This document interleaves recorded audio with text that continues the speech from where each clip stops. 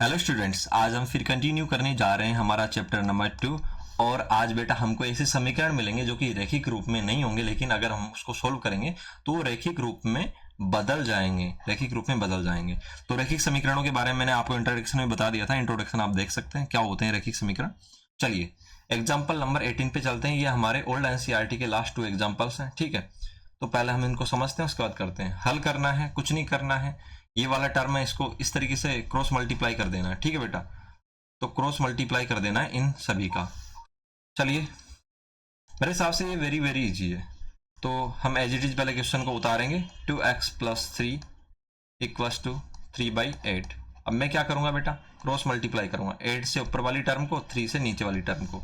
तो कर देते हैं x + 1 × 8। ठीक है, और 2x + 3 किससे हो जाएगा बेटा मल्टीप्लाई, 3 से। ठीक है, क्रॉस मल्टीप्लाई कर दिया तो हो जाएगा, क्योंकि नीचे वाली संख्या साइड वाली संख्या से मल्टीप्लाई होती है, हमने शुरुआत में पढ़ा था। अब 8 को मल्टीप्लाई करते हैं। 8 को बेटा x + 1 से गुणा करो। तो पहले 8 को x से गुणा करेंगे 8x, फिर 8 को 1 से गुणा करेंगे 8। उसके बाद बेटा 3 से गुणा करेंगे इसको, 2x + 3 को। तो पहले बेटा 3 को 2x से गुणा करेंगे 6x। उसके बाद 3 को 3 से गुणा करेंगे, 3 × 9।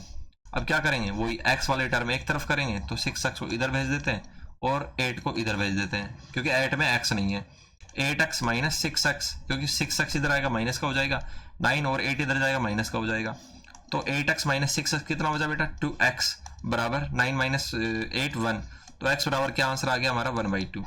यही हमारा सॉल्यूशन था, क्योंकि हल्का मतलब क्या है, x का मान निकालना। ठीक है, इस तरीके से हम चलते हैं एग्जाम्पल नंबर 19 पे। वेरी वेरी इजी क्वेश्चन है, दिखने में थोड़ा अजीब लग रहा होगा क्योंकि पहली बार आप ऐसा क्वेश्चन देख रहे हैं।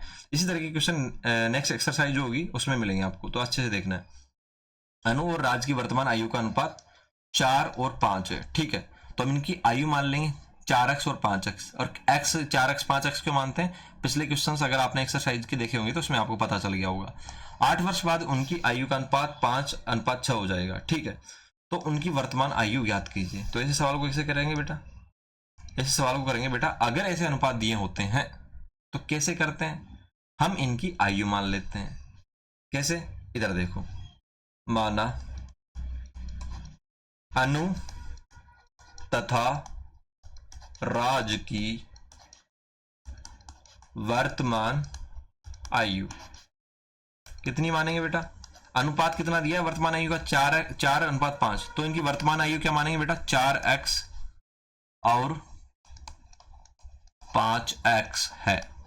ठीक है बेटा, तो बेटा अनु की वर्तमान आयु कितनी होगी, 4x, और राज की वर्तमान आयु कितनी होगी बेटा, 5x। ठीक है बेटा, हमने ये मान लिया। अब 8 वर्ष बाद उनकी आयु का अनुपात 5:6 अनुपात हो जाएगा, 5:6 हो जाएगा। तो अब 8 वर्ष बाद, ठीक है, हम अनु की आयु निकालते हैं। अनु की आयु, तभी तो अनुपात निकालेंगे, दोनों की आयु निकालेंगे पहले 8 वर्ष बाद। 8 वर्ष बाद अनु की आयु कितनी हो जाएगी बेटा, अनु की आयु अभी कितनी है, 4x। ठीक है, तो मैं कहूंगा आपकी आयु अभी 20 साल है, तो 8 साल बाद कितनी होगी बेटा, तो आप 8 जोड़ दोगे, 28 साल। इस तरीके से अनु की आयु अगर अभी 4x है तो आप कितना जोड़ोगे इसमें, 8।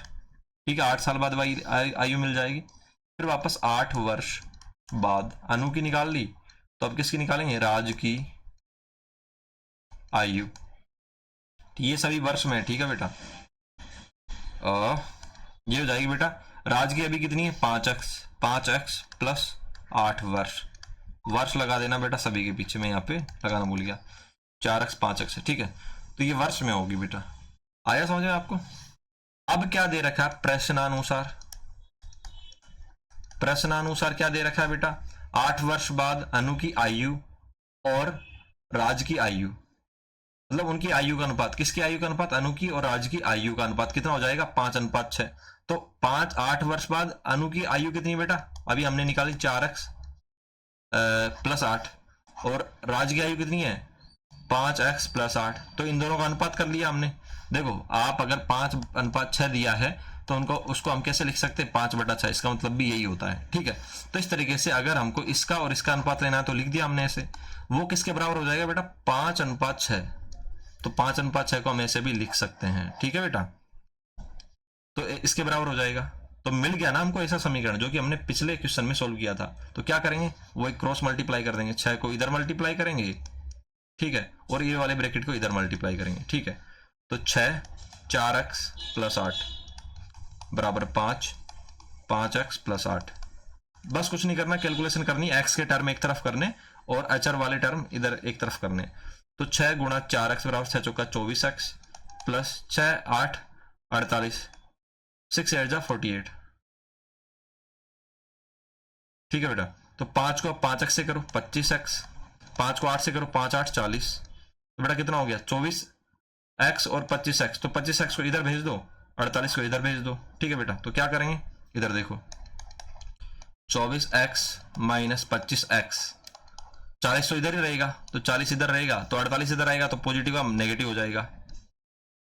बेटा 24x छोटी संख्या है और ये पॉजिटिव है, बड़ी संख्या किसकी है, नेगेटिव की, तो नेगेटिव का x बच जाएगा यहाँ पे। ठीक है बेटा। क्योंकि प्लस और माइनस का चिन्ह है तो बेटा माइनस होगा, वो घटेगा, और घटेगा किसमें से, बड़ी संख्या किसकी है 25, वो नेगेटिव की है, तो माइनस x बचेगा। अब यहाँ पे भी माइनस की संख्या बचेगी क्योंकि माइनस का 48 बढ़ा है, तो बेटा कितना बचेगा 40, 48 में 40 किया तो 8 बचेगा, जो भी माइनस का। तो x बराबर कितना आ गया 8।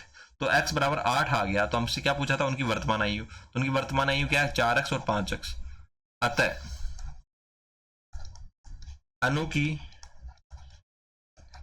वर्तमान आयु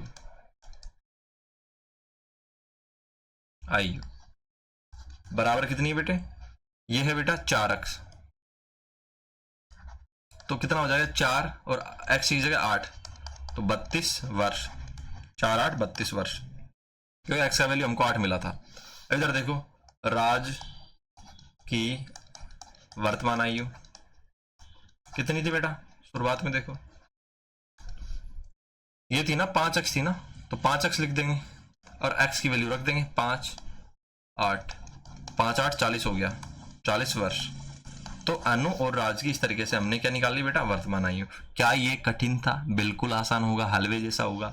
ठीक है। पहले अनुपात दे रखे होते हैं तो पहले x 4x 5x मान लेते हैं, उसके बाद जैसा दे रखा होता प्रश्न में 8 वर्ष बाद दिया है तो जोड़ देंगे, 8 वर्ष पहले दिया होता तो 8 घटा देते इसमें से। ठीक है। और उसके बाद प्रश्न में जैसे दिया इनका अनुपात 5:6 के बराबर कर दिया हमने यहाँ पे। ठीक है। उसके बाद हमने सोल्व किया, 8 आया और उसके बाद हमने ये निकाल लिया। क्या आपको कठिन लगा, नहीं लगा होगा। अगर बच्चों ने अच्छी तरीके से जिन्होंने समझा होगा उनका चेहरा अब ऐसा होगा, और जिन्होंने नहीं समझा होगा उनका चेहरा कुछ ऐसा होगा। ठीक है। Thank you for watching. Okay, बने रहिएगा, हम इसी तरीके से कॉन्सेप्ट क्लियर करते रहेंगे।